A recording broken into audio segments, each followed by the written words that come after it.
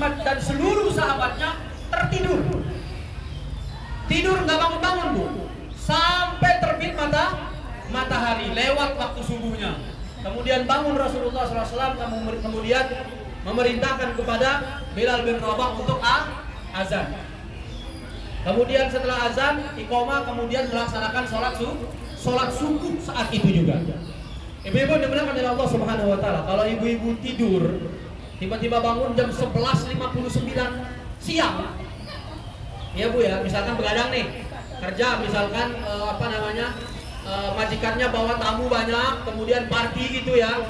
Mungkin ada yang majikannya seperti itu, party sampai jam 5 subuh misalkan baru selesai, baru beres, kemudian tiba-tiba ibu capek tidur, kebangun jam 11.59 misalkan, atau jam 12. Apa yang Anda harus lakukan Bu?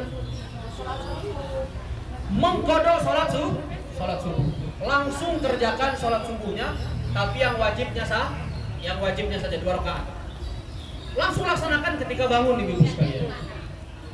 Usolli fardhu subhi raka'ataini qada'an lillahi ta'ala. Tambah kata qada, fardhu lillahi ta'ala. Begitu juga dengan sholat zuhur, begitu juga dengan sholat asar ibu sekalian, begitu juga dengan sholat maghrib dan sholat isya. Yang pernah qada 5 sholat satu waktu angkat tangan. Sebenarnya beliau nggak mau angkat tangan ya. Qada 5 waktu, 5 kali sholat dalam satu waktu. Kenapa Bu bisa begitu? Cuma saat isya aja. Sholat subuh gimana? Subuh kesiangan ya. Jadi subuh itu, jadi bangunnya telat sehingga langsung bekerja gitu ya. Jadi nggak sempat melaksanakan sholat subuh. Ibu-ibu dimuliakan oleh Allah Subhanahu Wa Taala, jika kita mampu maka kerjakanlah sholat itu dalam waktunya. Jika memang tidak sempat, tidak mampu karena kesibukan dan lain sebagainya, maka ibu-ibu sekalian silahkan diqadha sholat. Jamaah sekalian dimuliakan oleh Allah Subhanahu Wa Taala, sholat itu ibaratkan jantung bagi tubuh manusia. Kalau kita ingin sirkulasi kehidupan kita dalam 24 jam bagus, maka perbaiki sholat. Seperti manusia Bu, jantung itu adalah patokan apakah tubuh kita itu bagus atau tidak. Kalau jantungnya bagus maka tubuh kita sehat. Kalau jantungnya bermasalah maka bermasalah juga tubuhnya. Ibu-ibu dimuliakan oleh Allah Subhanahu Wa Taala, Inna salata tanha 'anil fahsya'i wal munkar.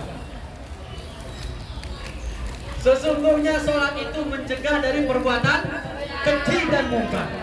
Ibu-ibu kalau mau sirkulasi harinya 24 jamnya bagus, maka yang dikerjakan apa duluan?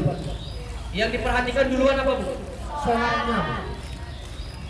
Apabila sholat itu baik, maka seluruh amal perbuatannya dalam 24 jam akan ikut baik juga.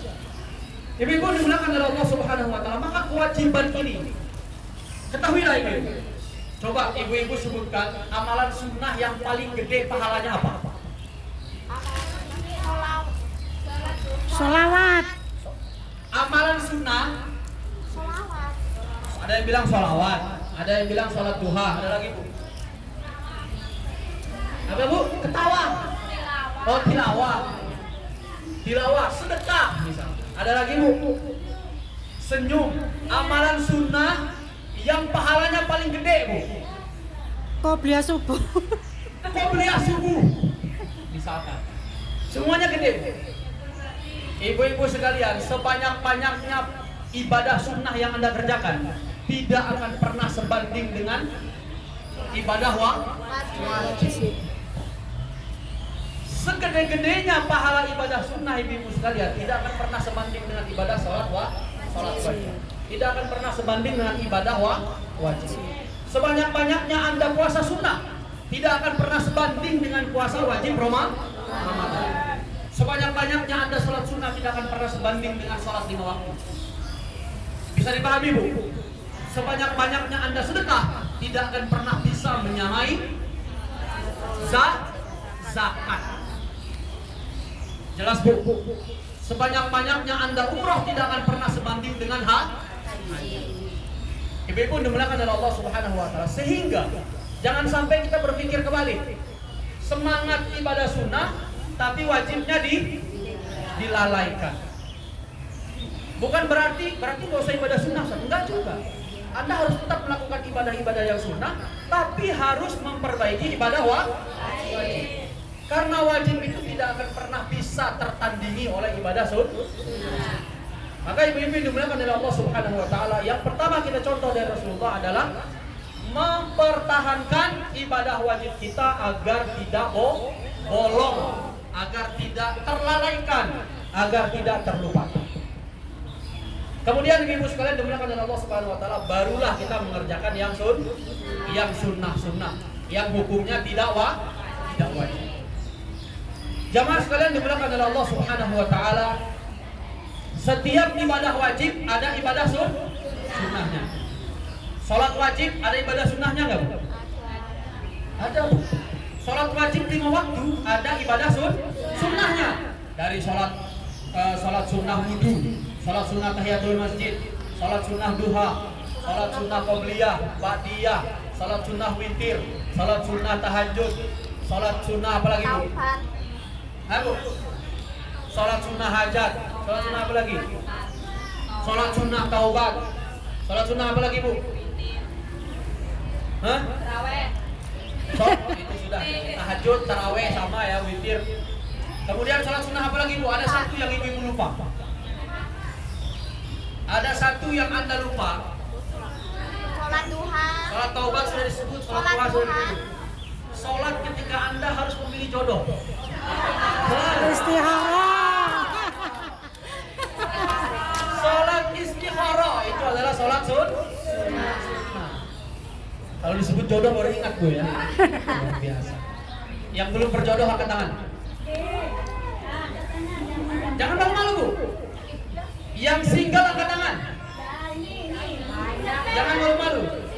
Terserah single parent, single grandmother boleh. Ibu-ibu sekalian, semoga Allah memberikan Anda jodoh yang terbaik. Amin. Ibu-ibu, itu sholat ya ibu-ibu ya. Sholat wajib ada sholat sunnahnya. Puasa wajib ada puasa sunnahnya nggak, Bu? Ada. Disebutkan puasa sunnah, Bu. Puasa sunnah Daud. Senin Kamis. Ayamul Bait. Hari sholat puasa di hari kelahiran. Ayyamul Bid. Asyura. Rajab. Ada lagi, Bu? Banyak. Saban. Syawal. Ayyamul Bid dan seterusnya. Selanjutnya zakat ada sunnahnya nggak, Bu? Apa sunnahnya zakat, Bu? Itu zakat wajib, Bu. Zakat itu hukumnya wajib. Ada yang sunnah namanya sedekah atau infak. Itu hukumnya sunnah. Kemudian haji, ada nggak ibadah yang mirip dengan haji? Apa namanya? Umrah. Semua kewajiban itu pasti ada sunnah. Lalu kenapa kok Allah menciptakan ibadah sunnah? Ibu-ibu dimuliakan oleh Allah Subhanahu wa taala. Karena, Bu, setiap ibadah wajib kita itu pasti tidak sempurna. Ada nggak yang bisa sholat 2 rakaat sholat subuh khusyuk 100%? Ada nggak? Angkat tangan. Ada yang bisa? Sholat subuh 2 rakaat khusyuk 100%. Emang bisa, Bu? Bisa. Gimana caranya, Bu?